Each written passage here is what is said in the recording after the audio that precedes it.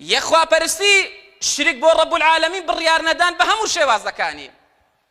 هەم لە بەدیهێنانە لە پەروەردیگارەتی و لە خوایەتی و لە خاوەنداریەتی،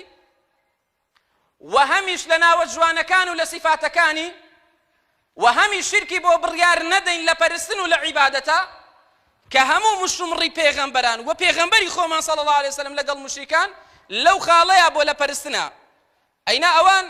ئەیان زانی کە ڕەب العالەمین هەیە ئەرز و ئاسمانی دروست کردووە و ڕەب العالەمین خاوەنداریەتیە کە ئەوانی دروست کردووە. ڕەب العالەمین لە سوڕەی ئەززوخرفدا لە ئایەتی 87 فەرمێ ولئن سألتهم من خلقهم ليقولن الله فأنا يؤفكون. أي محمد صلى الله عليه وسلم أجر برسيار كي لو مشركان بيان بلي شيء إيه ويدرس كردوا دلين خوا الله إيه ما يدرس كردوا. أي ما دام مايا بو لا رين بو لا سارن بو لا أدن بو شركي بو بريار أدن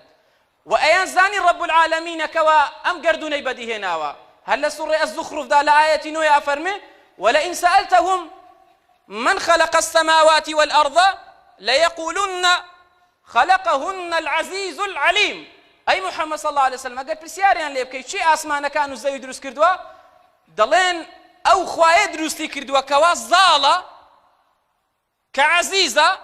وهروها زانايا دكواتا باوريان بناوة جوانا كان رب العالمين يشبو باوريان بصفة برزكان يشبو كيشيان نبو لو باريا كيشيان لو داهبو